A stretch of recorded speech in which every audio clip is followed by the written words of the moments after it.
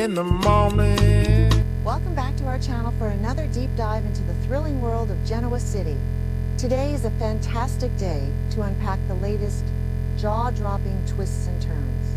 The shadows are deepening, and the drama is reaching an absolute boiling point. So let us jump right into the explosive new developments.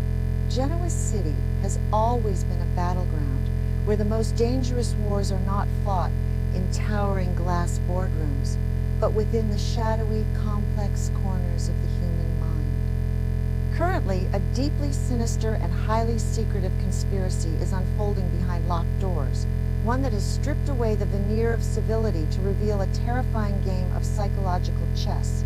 At the absolute center of this dark, tangled web is Diane Jenkins Abbott, a woman who has been thrust into a waking nightmare orchestrated by the deeply disturbed Patty Williams and her twisted, highly educated accomplice, Dr. Lawrence Markham.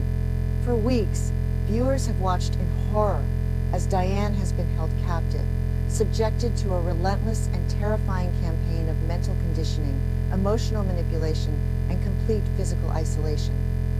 However, those who know Diane's storied history understand that she is never a helpless victim for long. A seemingly trustworthy figure, the esteemed and clinically brilliant doctor, Markham has revealed himself as a sadistic mastermind, but he is about to learn that he has severely underestimated the woman he holds hostage. The suspicious signs, the secret investigations, and the impending betrayals are all building toward a catastrophic climax. Diane is not merely planning a simple escape. She is orchestrating a brilliant, shadowy counter-conspiracy that will shake the very foundations of her captor's sanity and bring serious, irreversible consequences to everyone involved. To understand the sheer brilliance of Diane's unfolding master plan, we must first deeply analyze her masterful deployment of psychological warfare against a trained psychiatrist, trapped within the suffocating, locked confines of Dr. Markham's isolated home. Diane quickly realizes that brute physical force will not secure her freedom against a man who holds all the keys. Instead, she pivots to a weapon she has wielded with lethal precision throughout her entire life: absolute manipulation. Diane begins to heavily and strategically flatter Dr. Markham, feeding his colossal, fragile ego and playing directly into his twisted savior complex.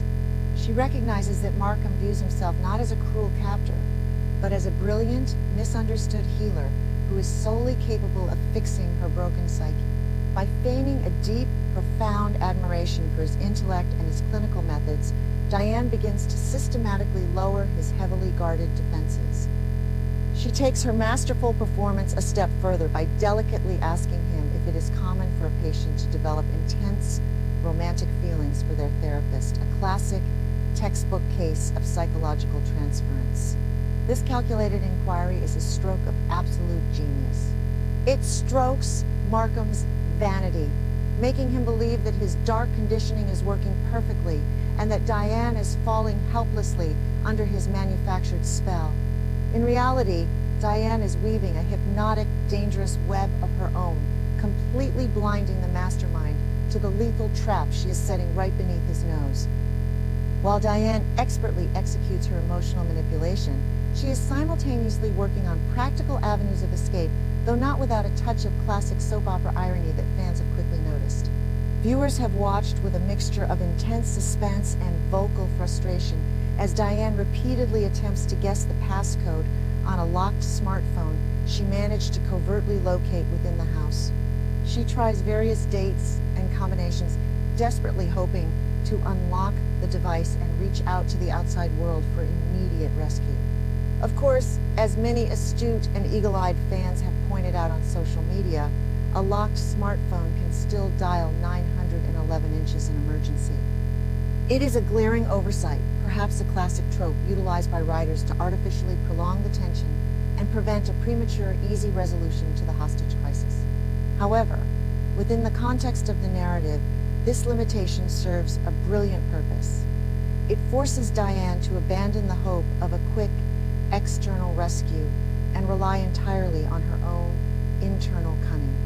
The inability to simply call the authorities means that Diane cannot just be a damsel in distress waiting for the Genoa City Police Department or a heroic Jack Abbott to kick down the door. She must become the sole architect of her own salvation, transforming a frustrating plot contrivance into the necessary catalyst for one of the most elaborate and thrilling deception arcs in recent memory. The ultimate turning point of this harrowing storyline arrives with a chillingly calm, meticulously planned execution of betrayal. Having successfully lulled Dr. Markham into a false, arrogant sense of security through her feigned romantic interest and relentless, ego-stroking flattery, Diane finally makes her move.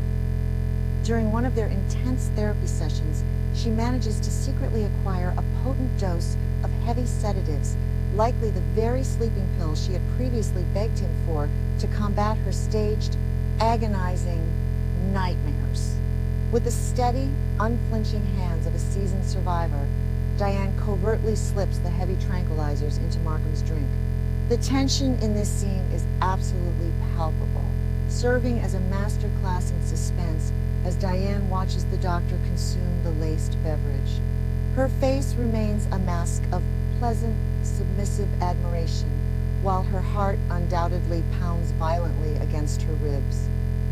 She waits with agonizing, calculated patience as the drug slowly takes hold, watching the arrogant mastermind's eyes grow heavy, his speech begin to slur, and his formidable, terrifying control evaporate into the ether. When Markham finally collapses into a deep, drug-induced unconsciousness, the power dynamic in the room shifts instantaneously and permanently. The sadistic captor becomes the incapacitated prey, and the hostage is finally unleashed to enact her revenge. But this is exactly where Diane Jenkins Abbott proves why she is an absolute legend in the treacherous landscape of Genoa City.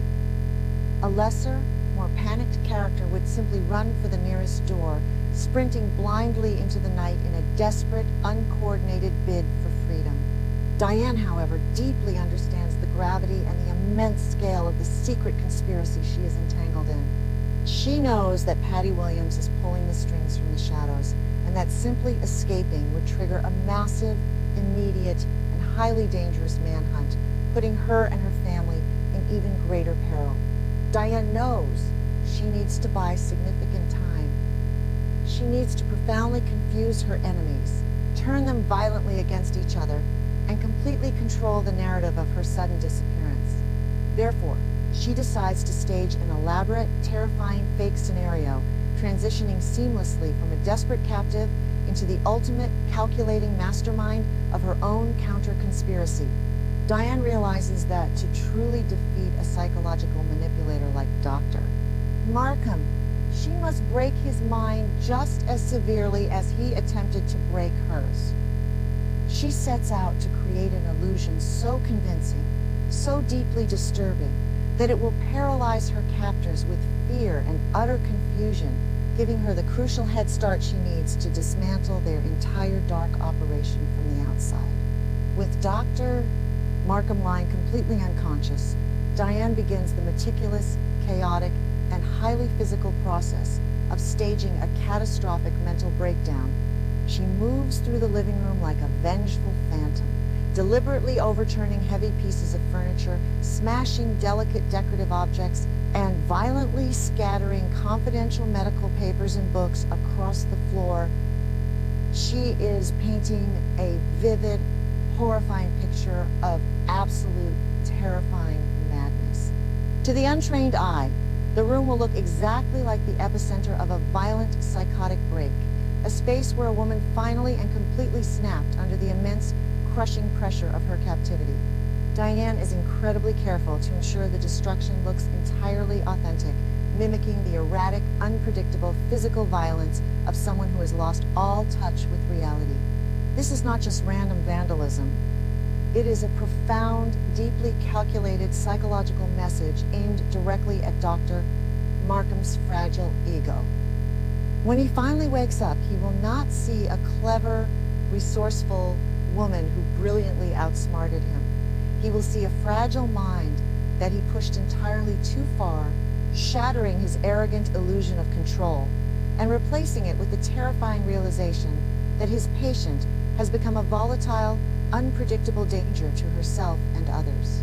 To permanently cement this dark illusion of total psychological collapse, Diane crafts a chillingly convincing fake suicide and despair note. She leaves the handwritten letter prominently displayed amidst the physical wreckage, carefully choosing agonizing words that imply she has been completely and irreversibly broken by the trauma of her captivity.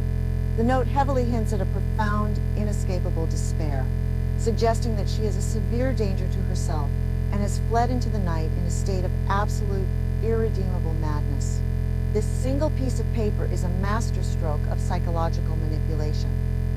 It preys directly on Markham's clinical arrogance, making him believe his intense conditioning was too severe and ultimately fatal to her sanity, while simultaneously playing into Patty Williams's twisted, hateful desires to see Diane completely destroyed.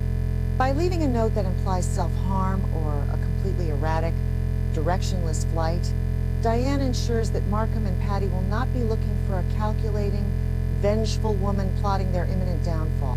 Instead, they will be frantically searching for a broken, suicidal victim, completely misjudging the massive threat she now poses. Diane is brilliantly weaponizing their own twisted expectations against them, using their belief in her weakness as her greatest, most impenetrable armor. Diane's sheer brilliance extends far beyond the overt physical destruction and the dramatic, heart-wrenching note. She intentionally leaves behind a meticulous trail of small, ambiguous, and highly confusing clues scattered throughout the property to further muddy the waters. A torn piece of fabric caught on a jagged edge, a bizarrely placed object that makes no logical sense, a trail of erratic footprints leading nowhere specific. These breadcrumbs of madness are perfectly designed to keep Dr. Markham constantly guessing, forcing his highly analytical mind into an endless loop of unanswerable questions. Did she harm herself in the woods? Did she run blindly onto the highway? Did she hitchhike with a stranger? By providing heavily conflicting evidence, Diane ensures that Markham cannot form a single, coherent theory about her escape route. This deliberate obfuscation serves a crucial dual purpose. It completely paralyzes the immediate pursuit and inflicts a severe, agonizing psychological toll on her captor. Markham, a man who prides himself entirely on understanding and controlling the human mind, will be driven to the absolute brink of his own sanity, trying to decipher the chaotic, nonsensical puzzle Diane has left behind. She is effectively trapping him in a terrifying mental prison of his own making. With the grand, horrifying illusion perfectly set in motion, Diane swiftly prepares for her actual physical exit from the nightmare. Shedding the garments of her captivity, she quickly changes into simple, inconspicuous clothing that she has secretly gathered, attire that will allow her to seamlessly blend into the shadows of the night. She packs a small, essential bag, taking only exactly what she needs to survive, and flawlessly execute the next dangerous phase of her master plan. Diane's movements are swift, incredibly precise, and fueled by the raw adrenaline of a woman fiercely reclaiming her stolen life. She is acutely aware of the surveillance cameras that Markham likely has installed around the perimeter of the isolated property. Utilizing her intimate, deeply ingrained knowledge of the house's layout, gleaned from weeks of careful, silent, and agonizing observation, Diane flawlessly navigates the blind spots. She slips out of the isolated house like a ghost, completely evading the digital eyes that were meant to keep her permanently caged. The sheer physical execution of this escape is a towering testament to Diane's enduring resilience and her absolute refusal to be a helpless pawn in anyone else's sick, twisted game. She steps out into the cool night air, no longer a hostage, but a lethal predator ready to hunt her abusers. Before she completely disappears into the ether and cuts all immediate ties, Diane executes one of the most crucial, emotionally resonant, and dangerous steps of her entire plan. She reaches out to her husband, Jack Abbott, Using a secure burner phone or a highly encrypted method she acquired during her escape prep, Diane sends Jack a brief, heavily coded text message. This is not a frantic plea for rescue. It is a cold, calculated, tactical signal. The message contains a private cipher known only to them, a secret language born of their long, deeply complicated history together. When Jack receives this unexpected message, the agonizing, soul-crushing uncertainty of the past few weeks will instantly evaporate. He will know, without a shadow of a doubt, that his wife is alive, that she has broken free from her immediate captor, and most importantly, that she is currently executing a highly calculated master plan. This coded message serves to perfectly align the Abbott family forces. It tells Jack to stand down from a reckless, potentially fatal frontal assault and instead prepare to support her shadowy, impending counteroffensive. It is a profound moment of connection, proving that even in the darkest of conspiracies, the bond between Jack and Diane remains an unbreakable tactical advantage. Having successfully vanished without a trace, Diane immediately relocates to a highly secure, completely undisclosed safe house, far from Markham's reach. This is where the true, terrifying genius of her counter-conspiracy firmly takes root. From this hidden, fortified vantage point, Diane completely transitions from the hunted victim to the ultimate hunter. She establishes a covert, sophisticated surveillance network, utilizing her own vast resources and perhaps the clandestine, off-the-books help of Jack and Kyle to meticulously monitor every single move made by the panicked Patty Williams and the unraveling doctor. Markham, Diane is now the one watching them. She observes with cold satisfaction as the sheer panic sets in, as the horrifying realization of her escape shatters their sinister, fragile alliance.